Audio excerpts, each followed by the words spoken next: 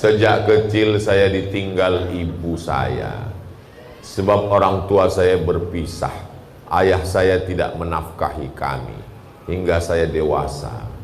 Ayah saya mempunyai hutang piutang yang uangnya murni dia gunakan sendiri. Apakah saya memiliki kewajiban melunasi hutang tersebut? Dan saya juga bercita-cita menikah Ustadz, tapi beliau tak meridhoi.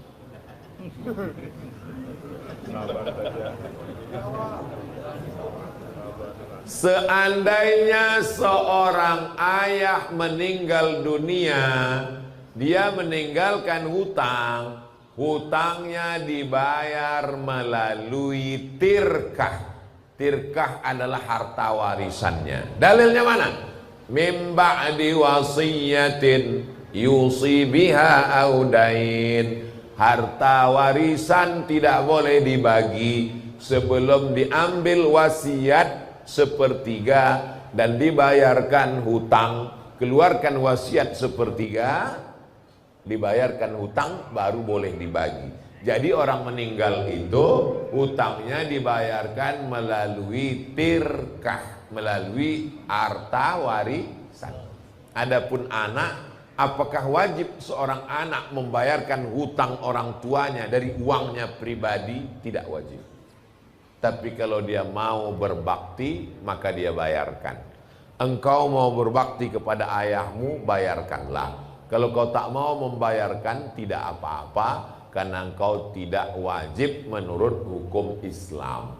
Harta wajib dibayarkan dari harta ahli waris yang ditinggalkan. Jelas? Tapi saya tidak menyuruhmu untuk durhaka kepada orang tua.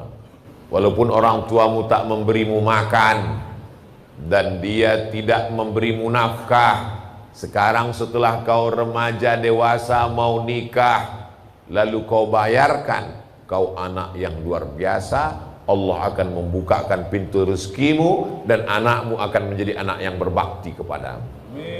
Adapun orang tuamu yang tak baik, khudh ma safa da'ma kadar, ambil yang jernih, buang yang keruh. Toh dia sudah meninggal dunia. Maka orang yang meninggal dunia itu, kata Nabi SAW, uzkuru mahasina mautakum. Orang yang sudah meninggal sebut yang baik-baiknya saja. Jelas? Saya nanya, hukum orang yang meninggalkan sholat karena sakit. Karena kemarin saya meninggalkan sholat untuk menjaga ibu saya yang sakit. Orang yang tidak bisa sholat berdiri, maka dia sholat duduk. Allahu Akbar. Rukuknya agak rendah, sujudnya lebih rendah. Kalau dia tidak bisa duduk, kepalanya ke utara, kakinya ke selatan, kepalanya menghadap kiblat, miring. Miring kan tempat tidurnya. Kalau nggak bisa miring, karena tulangnya retak, dia telentang. Rukuk sujudnya pakai kedipan mata. Allahu Akbar. Allah. Sami Allah. Kalau dia tidak bisa juga, kita sholatkan. Namanya sholat jenazah. La kafarata laha illa dzalik. Kalau air kencingnya netes terus, dimandikan, dicucikan, dibersihkan, pakaikan pampers setelah masuk waktu. Sebelum masuk waktu tak boleh. Setelah azan, pakaikan pampers, wudu kan, tak bisa wudu, tayamum kan, lalu kemudian sholat jamak, tidak pakai qashar. Zuhur 4, asar 4, nanti maghrib 3, isya 4. Jadi sholat dia 3 waktu, subuh, zuhur, tarik asar, maghrib, tarik isya. Tidak ada yang menggugurkan sholat. La kafarata laha illa dzalik. Mudah-mudahan anak-anak sabar mengurus orang tuanya. Tak sabar kau mengurus orang tuamu. Berapa lama sudah kau urus orang tuamu ini? Sudah 3 bulan Pak Ustadz, saya lelah. Seandainya dulu dia berkata seperti yang sama, kau sudah mati sekarang. Seandainya dulu orang tuamu berkata, aku lelah ngurus kau nak, kau uruslah diri. Udah kita ini udah mati semua. 5 tahun, 10 tahun dia ngurus kita. Kita memandikan dia cuma 3 kali, dia memandikan kita 10 kali. Merawat. Kalau orang tuamu masih ada, berarti Allah sedang meletakkan sesuatu yang mulia pada dirimu. Tiket surga. Ridallahu fi ridal walidain. Ridho Allah terletak pada ridho orang tua. Izinkan saya bertanya pada malam yang berbahagia ini. Apakah kita berdosa jika kita menegur orang tua kita ketika tahu perbuatan yang mereka lakukan salah? Kuntum khaira ummah. Kalian ini umat yang terbaik. Kapan kita menjadi umat yang terbaik? Ta'muruna bil ma'ruf. Ajak orang buat baik, wa tanhauna 'anil, larang orang buat mungkar. Jadi kalau orang tua kita mabuk Pak Ustadz, orang tua kita main judi Pak Ustadz, orang tua kita ke dukun Pak Ustadz, apakah judi, dukun dan mabuk itu mungkar? Mungkar. Maka kita cegah. Caranya, jadi jangan mentang-mentang udah ngaji, udah tobat, udah hijrah, dekat dengan Abu Abi Tengku Ustadz, pulang ke rumah, munafik, itu ayahmu. Kalau kau panggil dia, setan, berarti kau anak. Coba lihat Nabi Ibrahim alaihissalam. Apa kata ayahnya Azar? La illam tantahi, kalau kau tak berhenti menceramahi aku, la arjumannaka, ku lempar kau pakai batu sampai mati. Wahjurni maliya, tinggalkan aku, pergi jauh sana. Apa kata Nabi Ibrahim? Sa'astaghfirulaka rabbi, aku akan mintakan ampun kepada Allah untukmu wahai ayahku. Innahu kana bi hafiya, Allah itu mengabulkan doa-doaku. Jadi tidak boleh berkata kasar kepada orang tua. Wa in jahadaka, kalau orang tuamu memaksamu ala an tusyrika bi, mempersekutukan aku, kata Allah, la tuti'huma, jangan kau taat pada ke orang tuamu. Tapi baca ujung ayatnya, wa sahibhuma fid dunya ma'rufa, tetaplah bergaul, berinteraksi dengan baik, jangan pernah berhenti, tapi dengan cara yang santun. Ud'u ila sabil rabbik, ajak kedua orang tuamu ke jalan Allah bil hikmah, dengan kata-kata yang santun, wal mau'izatil hasanah, dengan suri tauladan yang baik. Mesti berdebat, berargumentasi. Wajadilhum billati hiya ahsan, berdebatlah dengan cara yang terbaik. Jadi kalau kebetulan ibunya belum pakai jilbab, belum menutup aurat, mak pakai baju tutup aurat ya mak ya, kelihatannya ketiak emak itu macam leher onta. Kasar kali cakap kau. Kalau tak percaya tengoklah mak, ini gambar. Jangan kasar-kasar, karena bagaimanapun dia dulu yang mengandungmu 9 bulan 10 hari, melahirkanmu meregang nyawa. Kau gendong dia dari Banda Aceh ke Makkah, terus ke Madinah, terus ke Padang Arafah, terus ke Musdalifah dan Mina, tak dapat menebus sekali teriakannya saat melahirkanmu. Dengan kata yang paling lembut, paling baik, pakai lidah orang lain, pinjam lidah ustadz untuk menyampaikan kebaikan, dan doakan dia. Allah akan membukakan pintu hidayah. Tak ada yang sulit bagi Allah, tapi Allah ingin melihat kesabaranmu dan keseriusanmu. Mudah-mudahan orang tua kita yang belum lagi dapat hidayah, dibukakan Allah pintu hidayah insyaallah. Bagaimana hukumnya menanam sesuatu di dalam tanah yang di atasnya didirikan bangunan, misalnya rumah, ruko, dengan harapan, keyakinan bangunan itu kokoh. Di tempat saya, bahkan rumah saya, gedung kelas, masjid, memang sebelum bangun itu memang di dalam, di tanah itu ditanam supaya kokoh. Yang ditanam itu apa Pak Ustadz? Tiang pancang. Karena tanahnya tidak seperti di Palu, tanah batu. Tanah di tempat kami di Riau itu gambut. Jadi untuk membangun kelas, 120 tiang pancang di dalam. Bukan itu maksud kami Pak Ustadz. Maksud kami bagaimana hukumnya menanam kepala kerbau. Dulu di negeri kami, di bumi Melayu, Riau, orang Melayu itu kalau mau buat rumah, di bawah itu ditanam kepala kambing. Jadi datanglah ulama. Ulama ini tidak keras, ulama ini tidak mengatakan haram, bid'ah, wa kullu bid'atin dhalalah. Nah, dia tanya, ini kenapa kepala kambing dibuat di dalam? Ini untuk menjamu jembalang tanah, supaya enggak ngamuk dikasih kepala kambing. Kata Tuan Guru, darahnya aja, karena tidak boleh makan darah. Darah itu kan najis, haram. Darahnya aja. Terus kepala kambingnya Tuan Guru, kepala kambingnya antarkan ke rumah. Itulah asal muasal kalau kenduri, selamatan, tahlilan di mana-mana, kepala kambing pasti dikasih ke Tuan Guru. Itu asal muasalnya, asbabun nuzulnya. Darahnya masuk ke lubang tanah, kepala kambingnya dimasak, digulai, dikasih ke Tuan Guru. Dimakan Tuan Guru yang sekarang, begitu dimakan berkunang-kunang.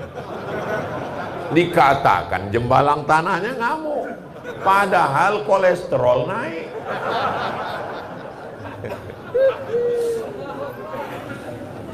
Jadi ulama itu dulu dengan kesantunannya untuk menjauhkan dari kemusyrikan. Jadi menanamkan kepala kambing, kepala kerbau ke dalam tanah itu di mana-mana, di kampung halaman kami. Tapi kemudian ulama dengan kesantunannya merubah, darahnya yang masuk ke dalam, lalu kepalanya tidak lagi. Di Mesir itu luar biasa Bapak Ibu. Dikirimlah sahabat Nabi ke Mesir, namanya Amr bin As. Jadi gubernur pertama Mesir. Tradisi orang Mesir bukan memasukkan kepala kerbau, menghanyutkan anak gadis ke Sungai Nil. Jadi ternyata jin di Mesir itu lebih keren. Seleranya nggak kepala kambing, anak gadis guys. Anak gadis dikasih perhiasan cantik-cantik, dihanyutkan ke Sungai Nil. Amr bin As marah. Kenapa kalian menghanyutkan anak gadis ke Sungai Nil? Ini Sungai Nil kalau tidak dihanyutkan anak gadis, nanti Sungai Nil kering. Kalau kering gandum tidak tumbuh. Nanti kita akan mati kelaparan. Amr bin As kirim surat. Dikirimlah surat untuk Khalifah Umar bin Khattab. Wahai Umar bin Khattab, orang Mesir menghanyutkan anak gadis supaya air Sungai Nil naik. Tolong berikan solusi. Umar bin Khattab buat surat kecil, balas, masukkan ke dalam amplop, tulis surat besar, hanyutkan sungai air surat ini ke dalam Sungai Nil. Amr bin As gubernur Mesir penasaran, apa isi amplop ini? Dibukanya, dilihatnya isinya. Min Abdillah, dari hamba Allah Umar bin Khattab, ila nahrin Nil, untuk Sungai Nil. In kunta tajri min qibalillah fajri, kalau kau mengalir karena Allah, mengalirlah. Wa in kunta tajri min qibalis syaitan fala tajri, wa in kunta tajri min qibali nafsika fala tajri, kalau kau mengalir karena dirimu, tak usah kau mengalir sampai hari kiamat. Digulungnya lagi, dimasukkannya ke Sungai Nil. Besoknya air Sungai Nil naik 16 farsah, 8 meter naik ke atas, dan menghanyutkan anak gadis. Hilang sejak zaman itu, tidak ada lagi, karena jin-jin Sungai Nil takut kepada Umar bin Khattab. Allahu Akbar. Kisah ini ada dalam kitab judulnya Al-Bidayah wan Nihayah, ditulis oleh Imam Ibnu Katsir yang menulis tafsir Al-Quranil Azim.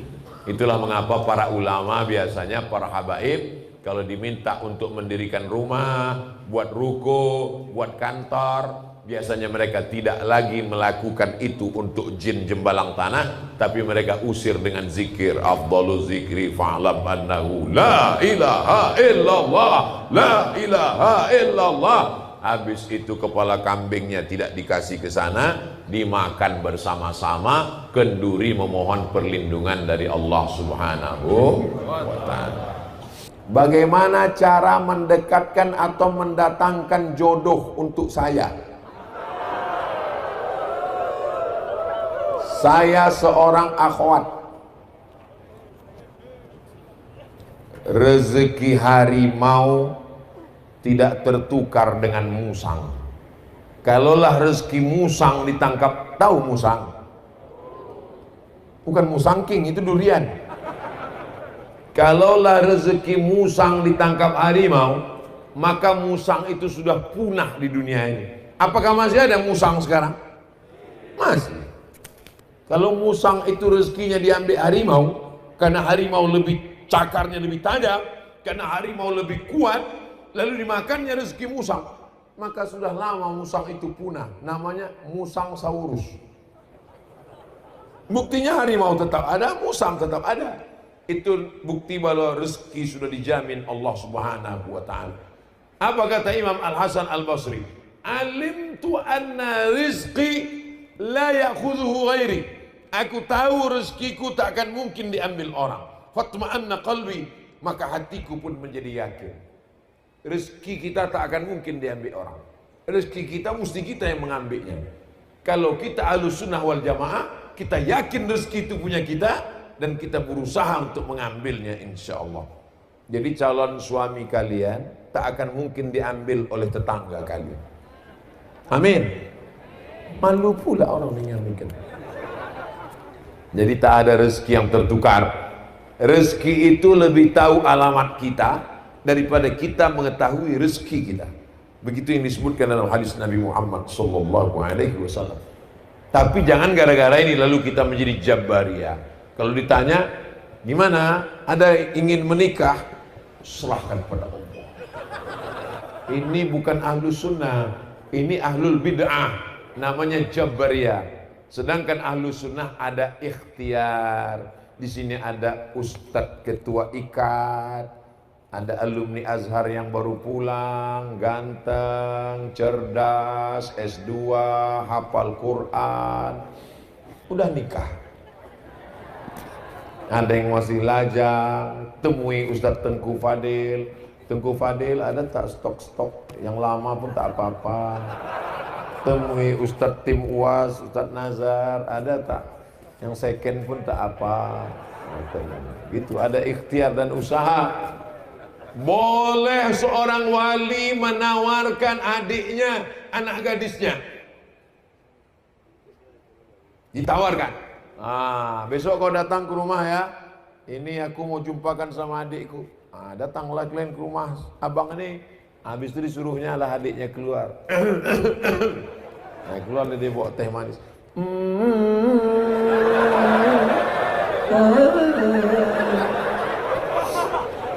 Kau pun kau tengoklah sambil nengok teh. Jadi harus ada usaha dan ikhtiar. Satu lagi Ustaz, jika ada yang datang dengan niat serius, bagaimana memantapkan hati? Memangnya ada pilihan lain? Macam banyak aja pilihan. Kalau udah datang itu, jadi perempuan ini begini. Perempuan ini seperti orang masuk kerja, masuk kantornya jam 8, kantor tutup. Keluar dari rumah jam 7. Jam 7 lewatlah bis pertama. Lewat bis, tang-tang, kata klakson bis. Penuh kali bisnya. Nantilah jam 7.15 berlalu satu bis. Jam 7.30 muncul bis. Tang. Memang tidak penuh, tapi nggak ada AC-nya. Nantilah 7.45 lewat ojek. Teng teng teng teng. Ojek pula, nanti ada bis lagi. 7.59 Apa yang lewat pun jadilah.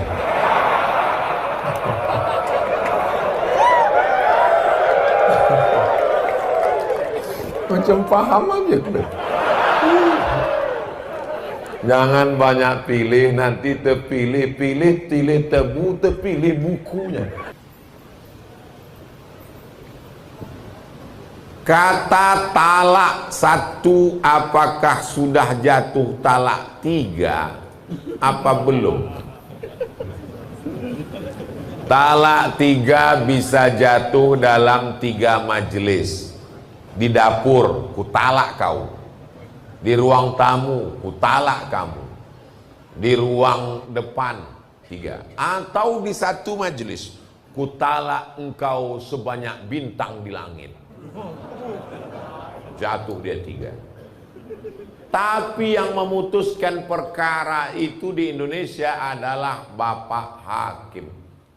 Maka mesti dilaporkan ke hakim, nanti hakim bersidang dan hakim memutuskan berdasarkan hakim ketua dan hakim anggota memutuskan talak ini adalah 1 atau 2 atau 3. Ustadz tidak berhak. Maka tanyalah kepada Bapak Hakim di PA Pengadilan Agama Kota Palu. Karena kalau ditanya Ustadz nanti bingung sendiri. Tanya Ustadz ini mengatakan kelihatannya jatuh 3. Tanya ini jatuh, bingung saya Pak Ustadz. Itu kan hakim yang memutuskan. Apa hukum anak di luar nikah? Apakah anak yang lahir pertama dan kedua itu bukan anak saya Pak Ustadz? Dalam mazhab Syafi'i, Masya Allah, jazakumullah, jazakumullah. Ternyata di Masjid Nurul Huda itu kalau udah habis waktu dia mati sendiri. Tadi udah habis. Ini waktu baru. Bisa mic itu di setel otomatis. Biasa. Jadi sebetulnya ini waktu tambahan. Nah, sampai mana tadi ceritanya? Dalam mazhab Syafi'i, perempuan yang hamil nikahnya sah. Makanya tidak pernah Pak Kua nanya sudah berapa bulan. Yang nanya sudah berapa bulan itu dokter. Pak Kua dia nggak urus itu, lengkap rukun syarat dia nikahkan. Maka jangan salahkan Pak Kua. Karena hukum Islam Indonesia ahwal syakhsiahnya pakai mazhab Syafi'i. Yang jadi masalah setelah anak lahir 4 efeknya kalau menikahkan orang yang hamil. Yang pertama, anak itu tidak bisa pakai bin bapaknya. Lalu pakai bin siapa? Ya bin Abdillah, bin hamba Allah. Asal jangan bin Abdul Somad lah. Yang kedua, kalau anak itu ternyata lahir laki-laki, nanti anak laki-laki ini tidak bisa jadi wali untuk adiknya. Kalau adiknya nanti kedua, ketiga perempuan. Karena mereka tidak dianggap saudara seayah. Mereka dianggap saudara seibu tidak bisa jadi wali. Yang ketiga, kalau ternyata anak ini lahir perempuan, anak ini tidak bisa diwalikan oleh si bapak. Ini sudah dibawa ke Singapura Pak Ustadz. Ini DNA-nya sama, DNA nggak laku. Karena dalam Islam yang diakui itu akad, bukan DNA. Dia sudah ada sebelum akad.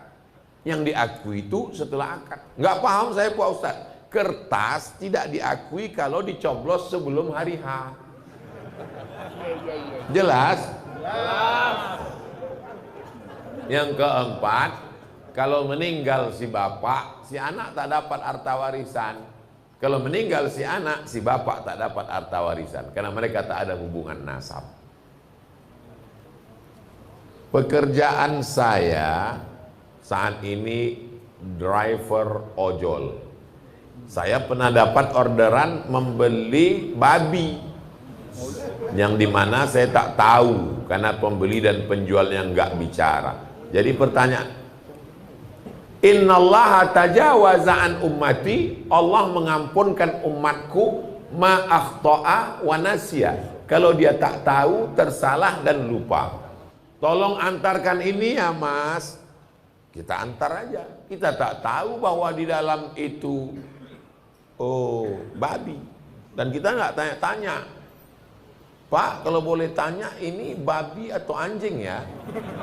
Tahu kita, dia kasih bungkus plastik, kita bawa aja. Karena tugas kita. Tapi kalau kita udah tahu pasti, maka jangan kita pilih-pilih. Karena harta ini yang kita cari barokahnya. Anak kita ajarkan makan, Allahumma barik lana. Innallaha naha an samanil kalbi wa mahril baghi wa hulwanil kahin. Allah melarang samanil kalbi, hasil anjing, wa mahril baghi, hasil prostitusi, wa hulwanil kahin, hasil perdukunan.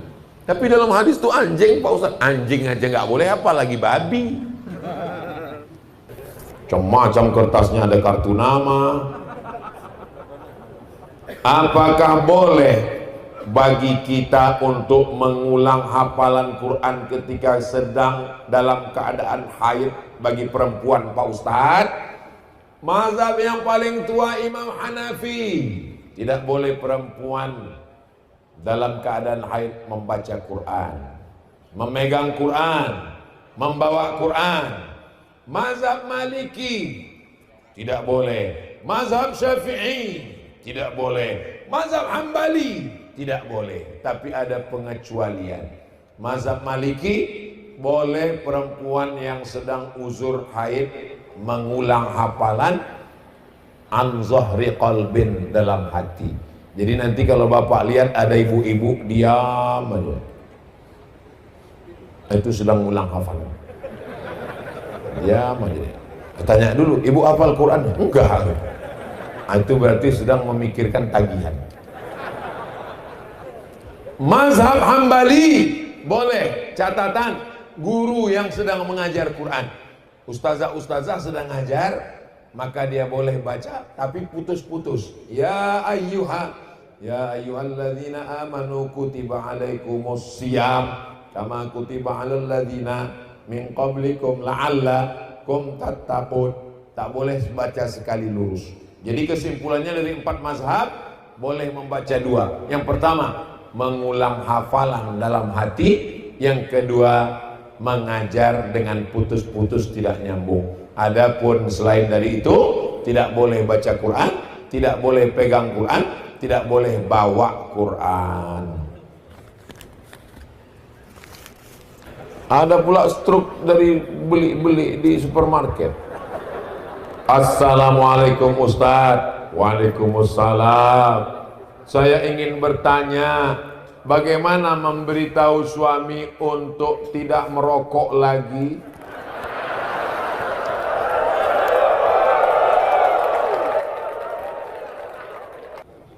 Jangan ibu pulang dari pengajian, lalu ibu panggil suami ibu mentang-mentang udah ngaji. Sini bang, duduk. Ya ayyuhalladzina maroko. Tak bisa, karena ibu tetaplah seorang ibu rumah tangga, maka ibu pakai lidah orang lain. Pas acara arisan keluarga, ibu bisikkan ke Abu Abi Tengku yang ceramah. Kebetulan Ustadz dari Ikatan Alumni Timur Tengah. Ustadz, tolong ceritakan bahaya tembakau ya Pak Ustadz. Nanti cerita ceramah lah Ustadz itu. La darara wa la dirara. Tak boleh memudaratkan orang lain, memudaratkan diri sendiri. Contohnya tembakau. Aku nih kata dia. Nah, habis itu khutbah Jumat, sampaikan ke pengurus, Pak pengurus, tolong singgungkan sedikit masalah tembakau nih pengurus. Khutbah Jumat, jamaah Jumat yang dimuliakan Allah. Hari ini ada orang yang membakar uangnya, padahal Allah mengatakan innal mubadzirin, orang yang mubazir kanu ikhwana syayatin, saudara setan. Aku juga nih. Jadi dari mulai khutbah Jumat, pengajian arisan keluarga, pengajian di masjid, akhirnya, tapi jangan lupa ada yang lebih hebat daripada pengajian. Ad-du'a, silahul mu'min. Ibu bacakan Al-Fatihah, bertawassul kepada Rasulullah. Ya Allah, tutupkan pintu hati suamiku ini ya Allah. Tidak sulit bagi Allah. Innama amruhu idza arada syai'an ayaqula lahu kun. Lalu kenapa dibuat Allah begitu panjang ceritanya? Prosesnya. Allah ingin buat ibu dapat nikmat lebih hebat daripada dunia dan seisinya. Ayyahdiyallahu bika rajulan wahidan. Satu orang dapat hidayah karena mulutmu, khairum min humurin na'am. Lebih baik daripada seekor unta yang merah. Dalam riwayat lain, khairum minad dunya wa ma fiha. Lebih baik daripada dunia dan seisinya. Mudah-mudahan ibu yang risau dengan suaminya merokok segera berhenti insyaallah. Amin ya rabbal. Nama saya Fulan bin Fulan. Tidak saya sebutkan nama. Menjaga kode etik jurnalistik. Imam masjid. Tentang sebagian paham menyatakan peringatan Maulid Nabi katanya bid'ah. Maulid Nabi itu bid'ah. Kalau Maulid Nabi bid'ah berarti panitianya masuk neraka. Jamaah yang datang masuk neraka. Yang paling panas nerakanya yang ceramah.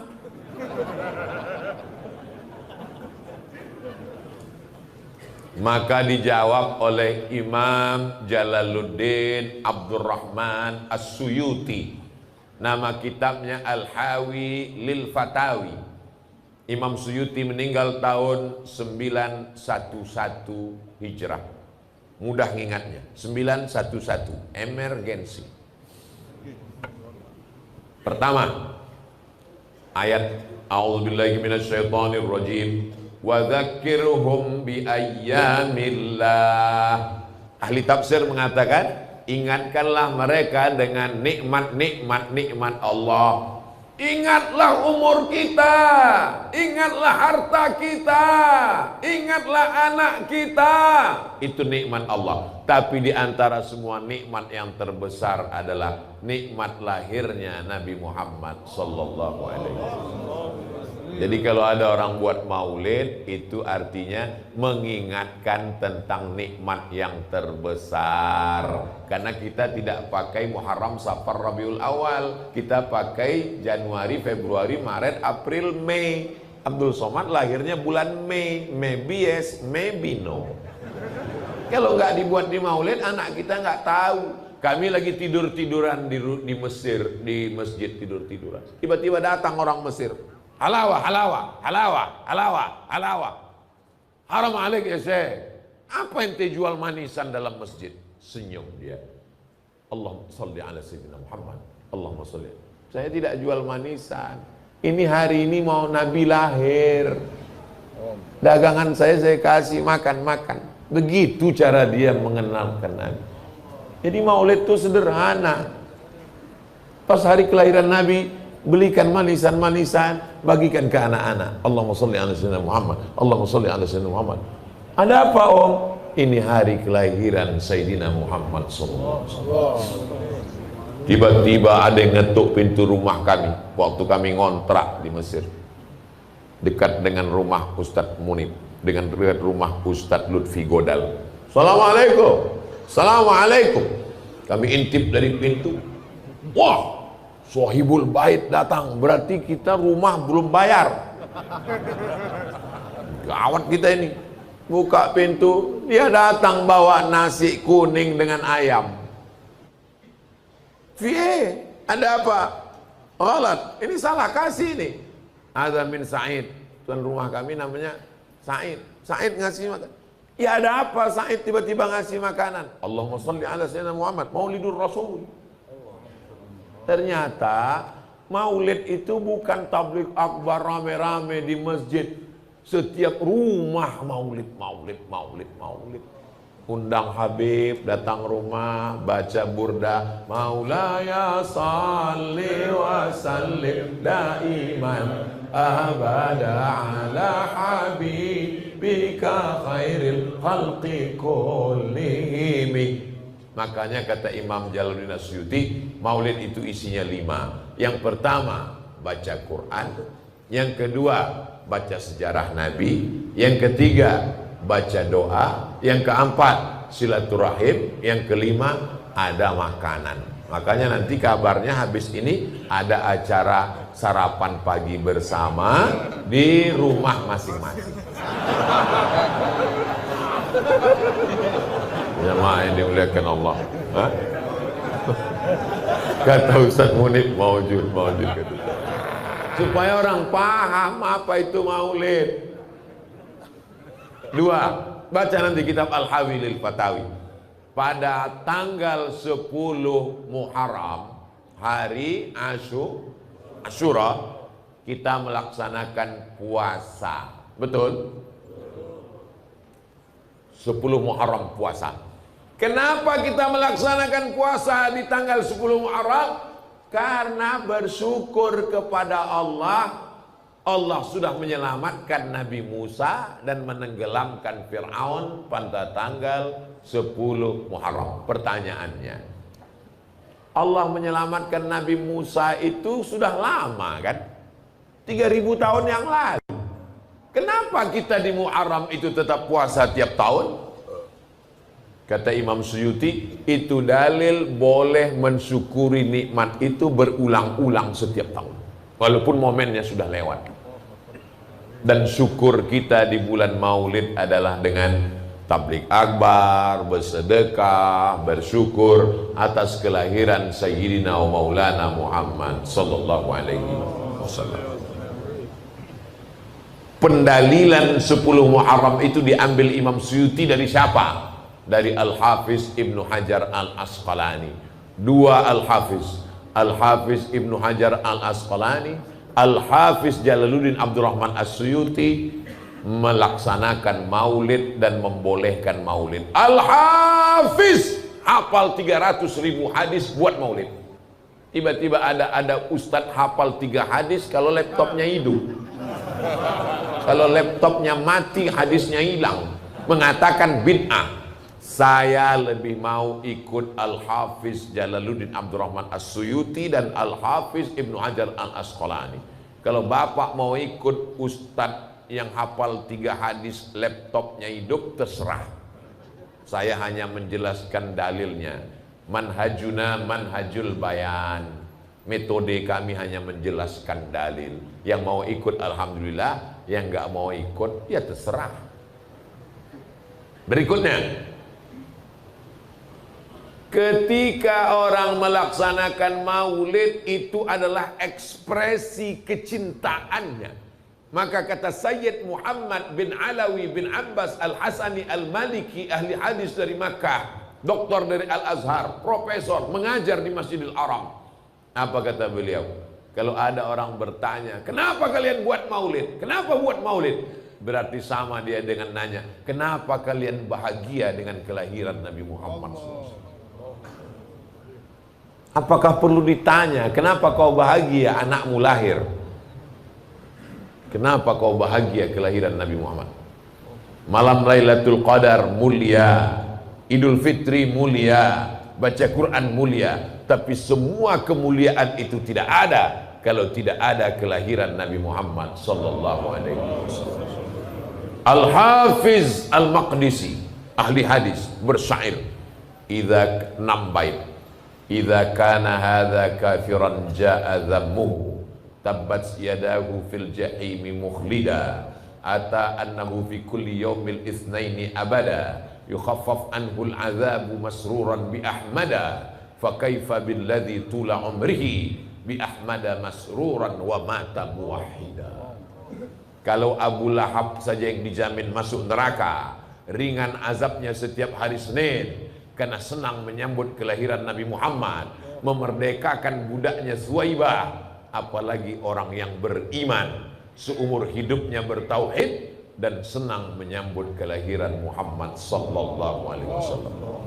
Jadi siapa yang senang maulid, Abu Lahab itu diringankan azabnya setiap hari Senin. Disebutkan dalam Sahih Bukhari, diriwayatkan dari Abbas bin Abdul Muttalib, Abu Lahab diringankan azabnya setiap hari Senin karena senang menyambut maulid. Jadi kalau ada orang Palu maulid tapi nggak sholat, itu setiap hari Senin azabnya ringan.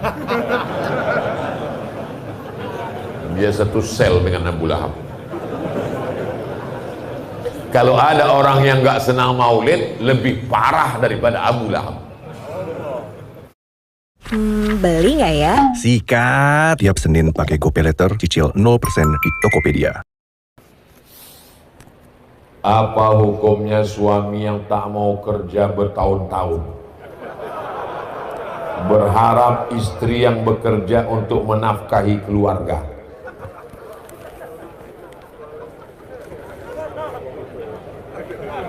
Masih ingat sirat ta'liq?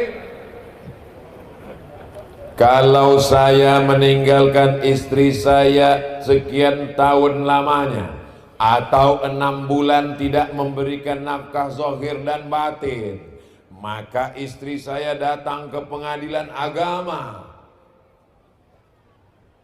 Tak ingat saya sirat ta'liq Pak Ustaz? Tulislah di situ www.google.com sirat ta'liq. Tulislah di situ di YouTube, nanti kau dengar bunyi sirat ta'liq. Istri yang tak dinafkahi 6 bulan, maka dia datang ke pengadilan agama, lalu kemudian hakim akan menjatuhkan kalau cukup syarat, karena sudah ditaklikkannya kepada hakim. Tapi ini istri kan solihah baik, tak mau dia jauh dari abang, walaupun tak kerja tetaplah buah hati belayan jiwa Pak Ustaz. Susah untuk berpindah ke lain hati Pak Ustaz. Maka bagaimana caranya menyuruh dia bekerja? Gimana caranya? Laki-laki itu punya 5 kewajiban, kalau tidak dia laksanakan berarti dia meninggalkan kewajiban dosa. Yang pertama, ngasih makan. Ibu udah dikasih makan? Banyak yang belum makan. Yang kedua, memberi pakaian tanpa saya tanya. Saya sudah tahu karena semuanya menutup aurat. Sampai pramugari pun kalau sudah sampai ke Bumi Nangro Aceh Darussalam langsung nutup aurat. Pas sudah keluar baru dibukanya balik. Yang ketiga, tempat tinggal. Apakah ibu sudah dikasih tempat tinggal? Sudah.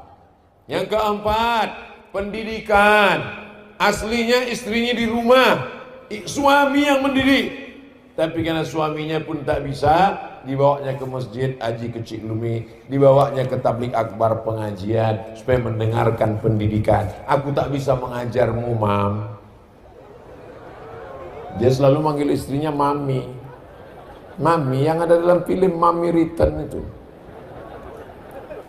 Aku tak bisa mendidikmu, maka kuawak kau pengajian. Pertama, makan. Kedua, pakaian. Ketiga, tempat tinggal. Keempat, pendidikan. Kelima, perhatian. Jadi kalau ada perempuan tidak diberi perhatian, dia akan mencari perhatian suami tetangga. Nah, itulah dia kalau berjalan berbunyi kakinya kerincing, kerincing, kerincing, kerincing. Wajahnya biasa aja, lipstiknya 3 inci. Mencari perhatian orang gara-gara suaminya tak memperhatikannya. Jadi suami, kalian menjadi suami yang baik, berikan 5 ini. Kita ulang. Pertama, makan. Kedua, pakaian. Ketiga, tempat tinggal. Keempat, pendidikan. Kelima, perhatian. Ibu, ini calon-calon suami yang baik. Kalian punya anak gadis, kasih secepatnya ke sini. Setuju? Udah ku iklankan tak juga laku, kalian entahlah. Pulang dari sini cepat sebelum orang ini berubah pikiran.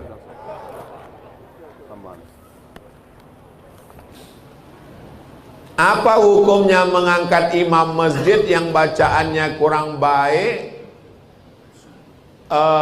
dan orangnya ustadz apa gini nasihat? Apa hukumnya imam Dan nasihatnya Ustadz agar takmir masjid yang jarang ke masjid untuk bisa berjamaah ke masjid.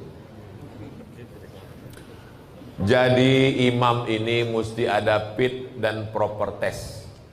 Majelis Ulama Indonesia, Al Khairat, Muhammadiyah, Nahdlatul Ulama difasilitasi untuk mengadakan fit and proper test. Diangkatlah imam-imam membaca Al-Fatihah. Saya nggak malu mendengarkan bacaan Al-Fatihah sampai hari ini.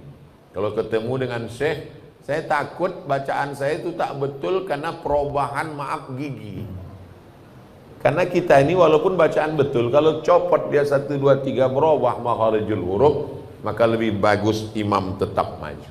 Termasuk subuh ini, imam tetap maju. Pesan saya di mana-mana, imam yang sudah ada tuh maju, yang bacaannya betul. La solata, tidak sah solat. Liman lam yaqra' bi fatihatil kitab, kalau bacaan fatihahnya tak benar. Jadi yang sudah terjadi apa boleh buat, yang akan datang kita perbaiki insyaallah. Amin. Adapun pengurus masjid, maka sedangkan kita pengurus saja tidak ke masjid, apalagi orang yang tidak. Maka tentang masalah masjid ini tak ada tawar menawar. Tidak dilihat pengurus atau tidak pengurus, pejabat atau tidak pejabat, ustadz atau tidak ustadz. Laki-laki yang soleh sholatnya di masjid, laki-laki yang sholat di rumah, laki-laki solehah.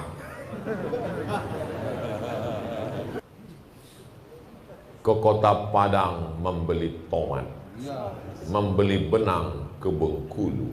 Selamat datang Ustadz Somad, semoga senang selama di Palu.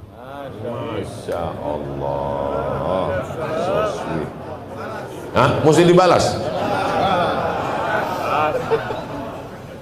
Kalau tuan ke Bengkulu, jangan lupa membeli tomat. Ustadz senang di negeri Palu karena negerinya negeri keramat. Itu aja dibalik-balik. Saya mau nanya Ustadz, apa hukumnya pergi umroh melalui pembiayaan? Bahasa simpelnya umroh ngutang. Apa boleh kita pergi umroh itu ngutang melalui uang pinjaman? Jadi gini, saya mau akikah anak. Saya mau akikah anak, harga kambing 2,5 juta. Uang nggak ada. Lalu saya ngomong ke Ustadz Lutfi, Ustadz Lutfi, kita kan dulu dekat rumah di Mesir. Begitulah mukaddimahnya biasanya gitu. Boleh tak saya pinjam Ustadz 2,5 juta? Saya mau akikah anak. Nanti insya Allah kelapa saya panen bulan depan. Maka kata ulama fikih, utang itu terbagi 2. Yang pertama, mayurja adauhu. Kalau ada yang diharapkan pembayarnya, boleh. Nanti kalau kelapaku panen bulan depan, kubayarkan 2,5 juta, boleh. Yang nggak boleh itu gini, Ustadz Lutfi, boleh aku minjam 2,5 juta untuk akikah?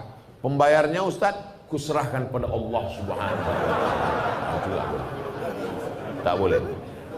Misalnya bapak pegawai, atau punya speedboat cari ikan, atau punya angkutan, nanti dibayar sekian tahun lunas, boleh.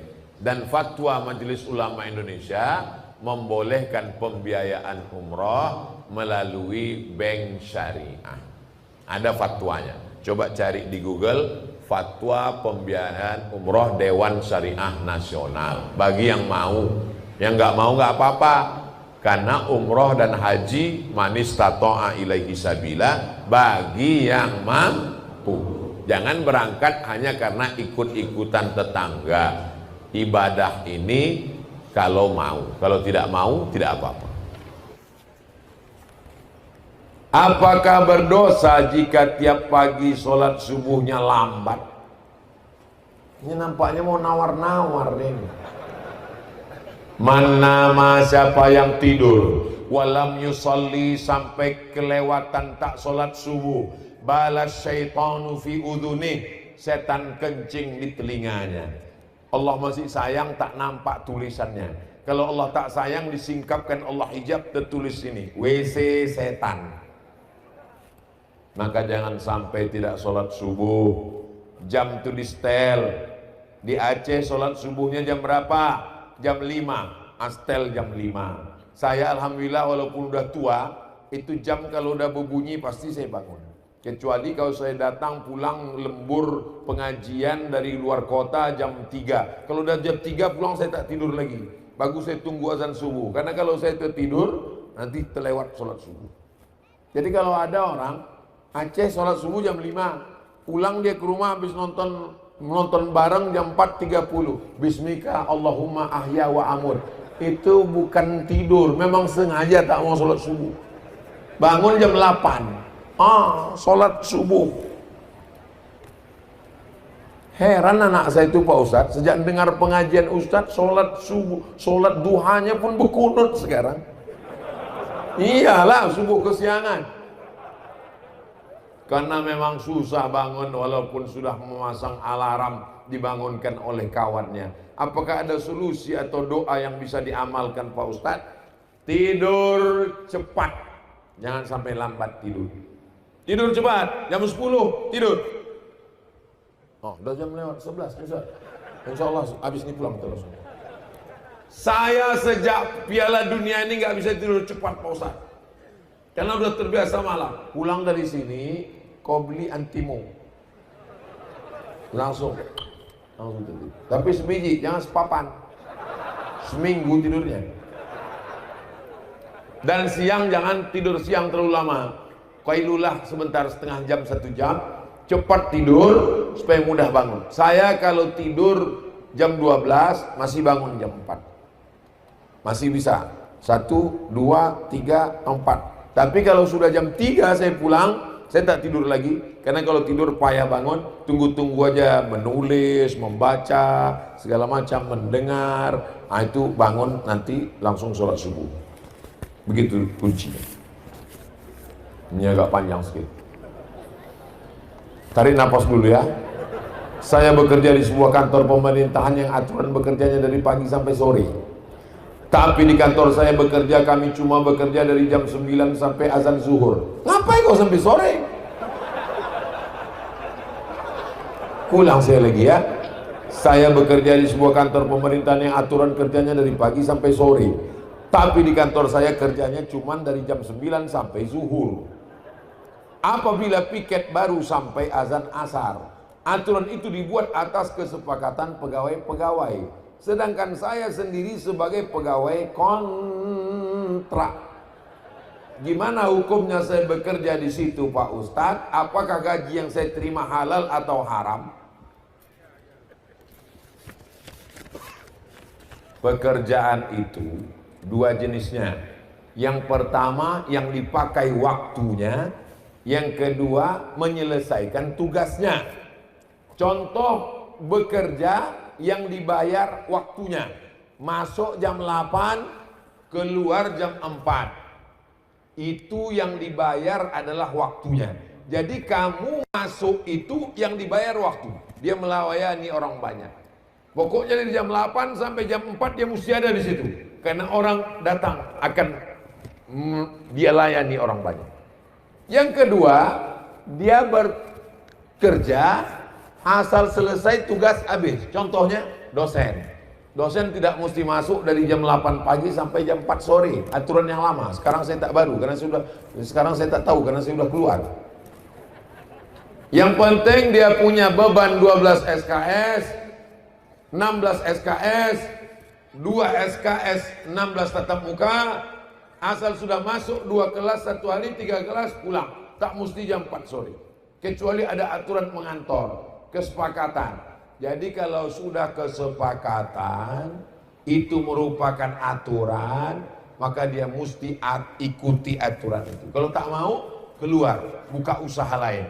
Kalau tidak, maka dia berarti makan gaji buta, uang Pemda, uang rakyat, dia akan diminta tanggung jawab di hadapan Allah Subhanahu wa ta'ala. Maka sebelum masuk kantor itu tanya dulu, sistem kerja di sini ini apakah yang dipakai waktunya atau tugasnya. Kata atasan, tak ada tugas-tugas di sini. Pokoknya kau masuk dari jam 8 pagi sampai jam 4 sore. Jam 4 baru boleh keluar. Cek clock pagi, cek clock sore. Itu berarti mesti gitu. Tapi kalau kata dia, asal selesai tugas, pulanglah. Berarti jam 12 pun selesai, pulang. Ada yang 2 jam selesai, pulang. Karena yang dilihat tugasnya. Yang dibayar itu mengerjakan tugasnya, bukan waktunya. Jelas?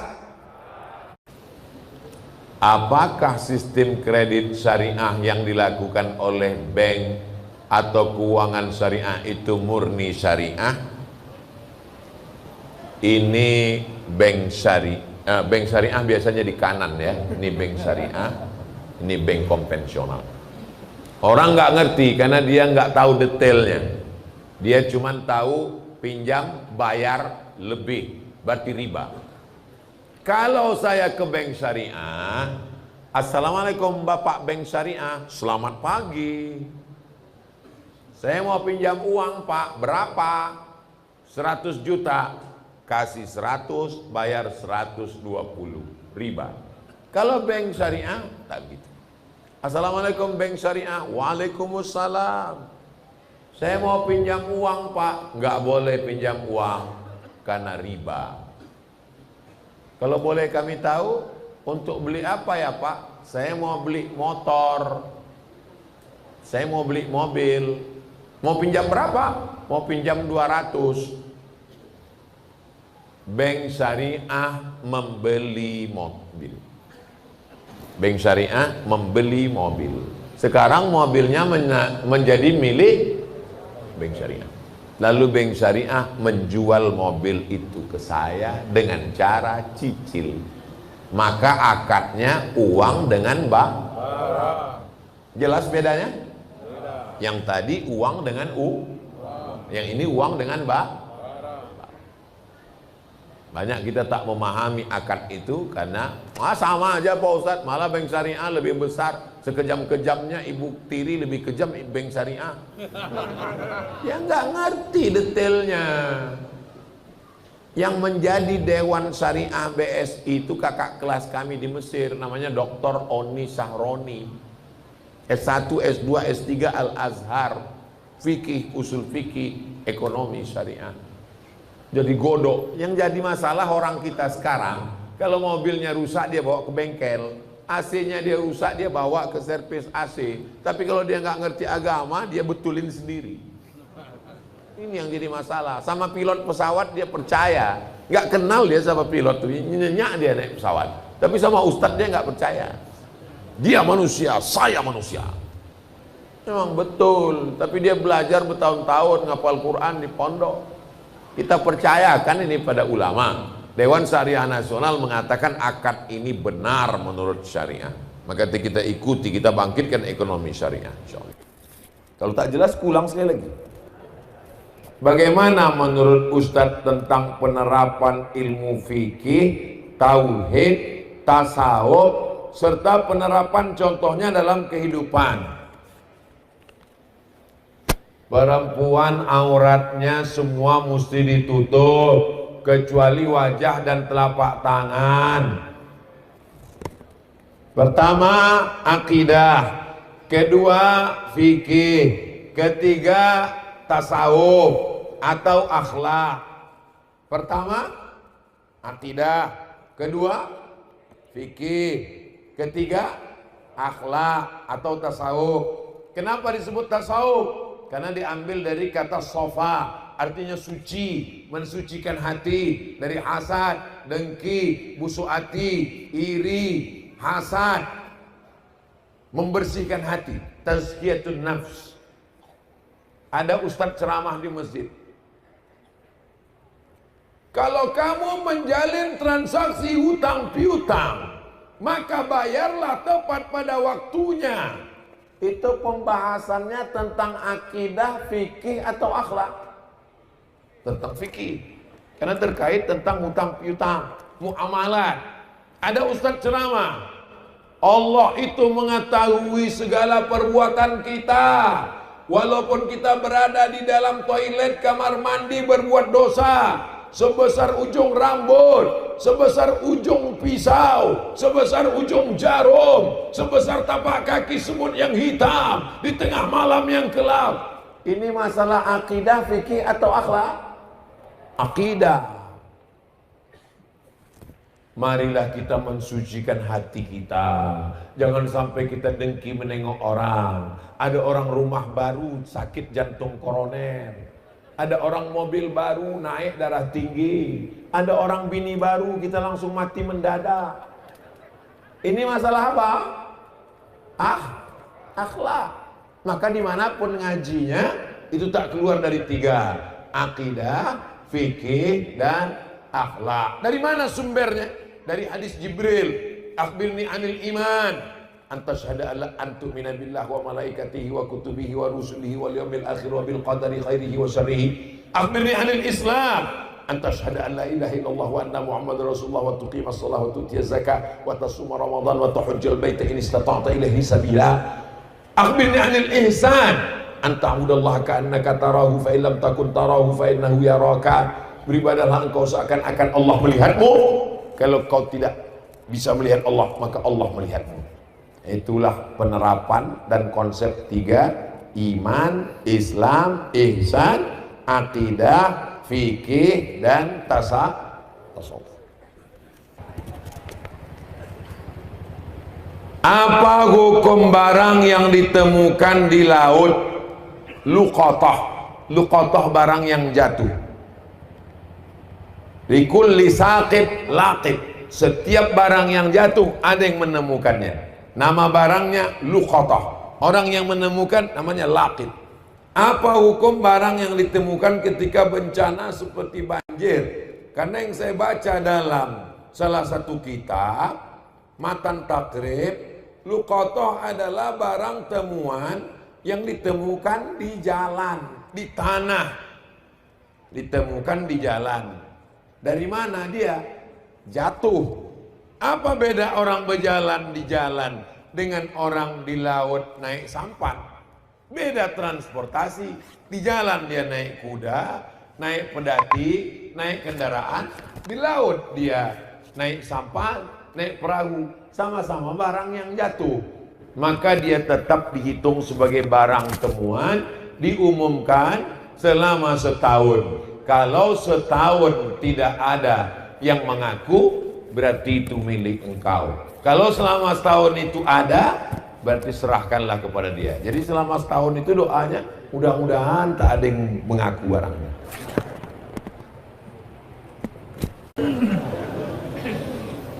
Tentang merapatkan shaf dalam sholat, bagaimana cara merapatkannya Pak Ustadz? Mangkibun bimangkibin, bahu rapat dengan bahu. Qadamun biqadamin, kaki rapat dengan kaki. Saya ini termasuk orang yang tidak terlalu sensitif. Kalau ada orang merapatkan bahunya ke bahu saya tenang aja. Kalau dirapatkannya kakinya dengan kaki saya pun tidak risau. Tapi tidak semua orang macam saya. Ada orang yang ketika kakinya rapat dia agak risih, geli dia.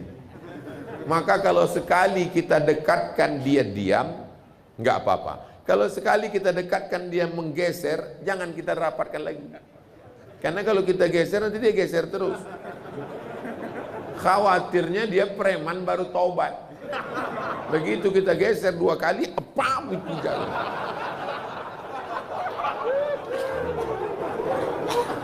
Jadi kita agak-agak aja, sudah kita rapatkan diam-diam. Saya termasuk yang tak terlalu sensitif. Kalau digesernya kaki saya, cuman kadang pas sedang sholat digerak-gerakkannya pula.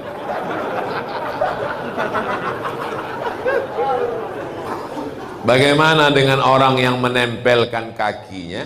Ada dalilnya, yulziku, menempelkan. Tapi bukan Nabi menyuruh. Nabi nggak ada nyuruh. Sahabat itu wa kana ahaduna yulziqu, salah seorang di antara kami menempelkan, artinya dia nyaman. Kalau tak nyaman buat agak-agak dekat saja. Nah, ini tentang masalah lurus. Imam tidak mengangkat takbiratul ihram sebelum lurus. Biasanya dia tengok ke belakang. Sawus sufuf fa inna tasbiyatus shaf min tamamis shalah. luruskan. Itu belum penuh Pak, luruskan Pak. Ini kaki, rapat. Nah, baru. Allahu Akbar. Jadi waktu dulu jadi mahasiswa, imam ini kebetulan dari mahasiswa Libya. Nah, dia kalau jadi imam dia orangnya selektif, dia jalan ke belakang, nengok kaki. Anak Afrika ini nggak sabar, begitu imam dia tengok kosong, maju dia ke depan. Allahu Akbar. Nah itu imam kena kudeta. Jadi nggak perlu terlalu gitu, cukup tanya luruskan saf. Belum pernah saya sholat di masjid tiba-tiba imamnya ngomong gini, makmum saya sudah tahu kalian semua udah ngerti tentang saf kan, nah, saya nggak usah nyuruh lagi ya, kita tidak bosan mengingatkan sawus sufuf fa inna taswiyatus shaf min tamamis shalah. Lain padang, lain belalang, lain lubuk, lain ikannya, lain imam, lain caranya. Pengalaman saya ceramah di masjid-masjid, saya temui ada 3. Imam yang pertama, luruskan shaf, angkat kaki celana. Ada imam satu lagi, luruskan shaf, simpan batu cincin. Waktu zaman batu dulu. Ada saya ketemu. Selesai sholat saya tanya, kenapa Bapak bilang simpan batu? Karena banyak yang sholat ini matanya nengok batu aja Pak Ustaz. Saya bukan nyindir orang pakai batu, saya pun pakai cincin. Ada pula saya sholat di Masjid Istiqomah di Pulau Bengkalis di Riau, pakai irama, luruskan shaf, matikan HP. Kami semua yang pertama sholat agak-agak tersenyum. Kertas terakhir. Oh belum lagi, ada terakhir satu lagi. Kita yang selalu pasrah akan cobaan dan ujian selalu ikhlas, tapi ujian dan ujian selalu datang silih berganti. Apa yang harus kami lakukan? Apakah ini cobaan atau hukuman? Bagaimana nasihat Ustadz untuk kami? Terima kasih Pak Ustadz, semoga Ustadz Tengku Abdul Somad selalu dalam lindungannya. Amin. Adakah manusia ini yang tidak diuji Allah Subhanahu wa taala? Tak ada. Nabi Adam alaihissalam diuji. Apa doanya? Rabbana zalamna anfusana wa illam taghfir lana wa tarhamna lanakunanna minal khasirin. Nabi Ibrahim diuji. Ujian pertama punya ayah Azar penyembah berhala. Ujian yang kedua menghadapi umat yang menyembah bintang gemintang. Ujian yang ketiga menghadapi umat yang menyembah berhala. Ujian yang keempat tidak punya anak. Ujian yang kelima punya anak mesti diasingkan ke tanah suci. Ujian yang keenam diminta untuk menyembelih anak. Tidak ada manusia yang hidup tanpa ujian. Cuman kita tak tahu ujian dia. Enak kau ya, kemana-mana jalan sana jalan sini, aku tak bisa pergi jauh. Kenapa? Aku diuji Allah, aku di rumah aja. Kenapa kau di rumah terus? Kau tengoklah keningku berbisul. Kita sangka dia ini yang berjalan ke sana ke sini ini tak ada ujian. Enak kau ya, jalan ke sana kemari tak ada ujian.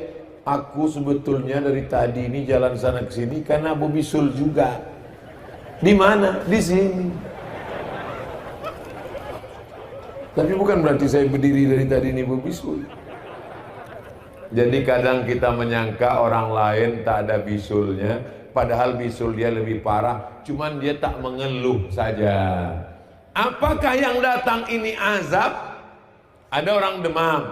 Dari mana kita tahu demamnya itu azab? Atau demamnya itu menggugurkan dosa? Atau demamnya itu mengangkat derajat? Kan 3 kemungkinan. Tak tahu kita. Tidak ada hadisnya, kalau demamnya demam panas tinggi, itu laknat. Kalau demamnya demam puyuh, itu ngangkat derajat. Enggak ada. Maka sikap kita kalau datang sesuatu yang tak menyenangkan, husnuzon. Ana inda husni zonni abdi bi. Mudah-mudahan dengan segala musibah itu Allah melepaskan dari dosa-dosa kita. La yusibul mu'min min nasabin, wala wasabin, wala saqamin, wala syaukin.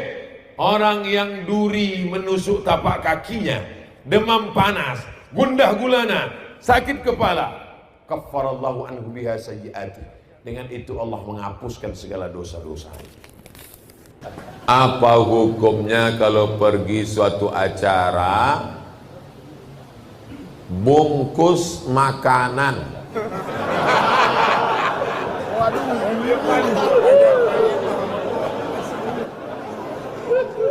Saya pergi acara, lalu kemudian dibungkuskan tuan rumah makanan halal. Yang tak boleh itu saya bawa plastik masuk ke dalam. Tapi kalau sudah tradisi di kampung itu dan sahibul baitnya paham, sama-sama tahu, juga tak jadi masalah. Tapi kalau di situ tidak lazim, tak biasa, menyalahi adat, maka tidak izin dia. Makanan yang tidak izin itu bisa jatuh kepada haram. Dan ada orang yang sangat warok menjaga tentang makanan ini. Saya pernah datang tamu, sampai salam dia nggak makan. Saya sangka dia puasa. Pas saya tanya, bapak kok nggak makan? Ustadz nggak ada nyuruh.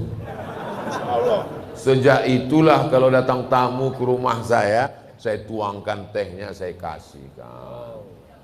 Kuenya saya bukakan, saya kasihkan. Nanya pula tamu ini, kenapa Ustadz begini? Karena ada tamu tak saya suruh, sampai pulang dia tak makan. Itulah saya kasih.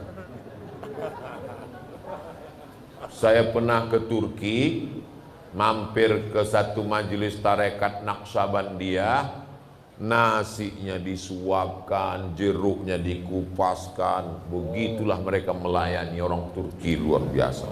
Muliakan tamu. La yu'minu ahadukum, kamu tidak beriman. Man kana yu'minu billah wal yukrim wal yaumil akhir fal yukrim dhaifah.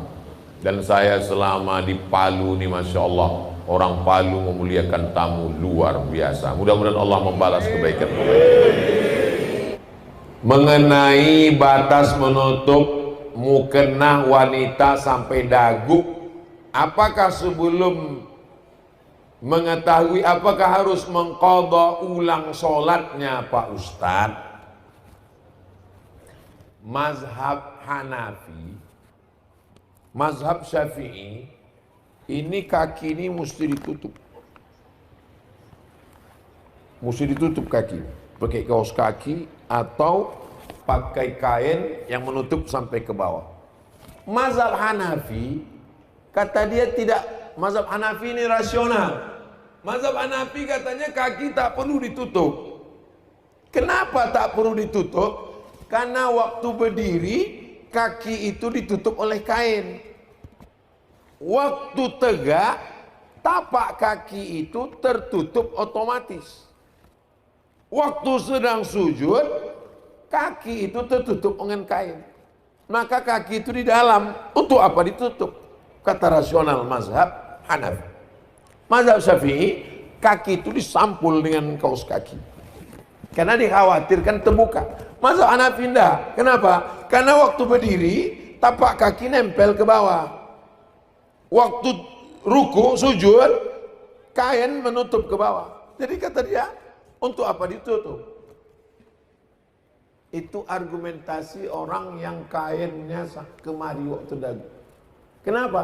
Karena tak ada, karena pangkal dagu ini ke bawah, tak ada orang menengok.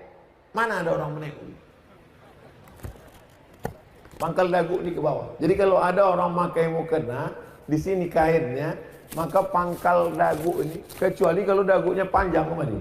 Atau dua dagunya, satu di sini, satu di sini. Itu argumentasi rasional mazhab Hanafi tentang kaki yang dikiaskannya kemari. Jadi bagi yang sudah terlanjur dia tidak qadha lagi. Adapun yang akan datang kalau dia khawatir, da'ma yaribuka ila ma la yaribuka. Tinggalkan yang meragukanmu kepada sesuatu yang tak meragukanmu. Kalau ragu kemari, maka angkat ke sini sampai kemari sehingga tak ragu lagi. Jadi ada mukena itu dipasang, ada tambahan kain begini biar supaya tidak terbuka pangkal. Apa hukumnya kredit rumah? Silakan buka handphonenya. Sudah? buka google.com, www.google.com. Sudah? Tulis di Google itu SOMAD, nyambung tidak pakai spasi, SMOMAD, somat, MOROCCO, Moroko, somat Moroko. Spasi kredit. Sudah? Setelah dapat kredit, buka. Setelah buka, share ke grup-grup. Udah, kita share ya. Saya kirim ke Ustadz Munib. Nanti Ustadz Munib kirim ke jamaah. Kenapa hilang Ustadz Munib nih? Oh ada. Ustadz Munib. Saya kirim Ustadz Munib Palu Mesir. Enter. Udah terkirim ke Ustadz Munib. Sekarang kita buka. Apa isinya di situ? Kita baca. Inilah enaknya kalau punya ustadz yang punya blog. Oke, kita baca.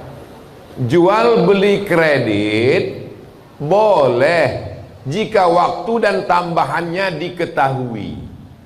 Nanti kau bayar sampai tanggal 1 Januari 2023, bayarnya 100 juta. Meskipun harga kredit lebih mahal daripada harga kontan. Jelas? Karena penjual dan pembeli sama-sama dapat manfaat. Penjual dapat manfaat tambahan harga, pembeli dapat manfaat tambahan waktu. Jelas? Dalilnya dalam Sahih Bukhari dan Muslim, sahabat membeli Barirah. Barirah itu budak hamba sahaya, dijual dengan harga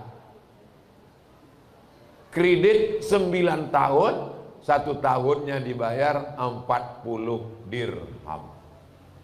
Tapi syaratnya tidak ada orang ketiga. Saya beli sepeda motor Ustadz Munib, saya beli secara kredit langsung. Ustadz Munib punya barang, saya punya uang. Lalu kenapa yang kredit-kredit sekarang ini banyak haram? Karena ada orang ketiga di antara kita. Siapa orang ketiga itu? Finance. Finance, penyedia uang. Jadi sesungguhnya kita bukan beli rumah, tapi kita pinjam uang, bayar dengan uang.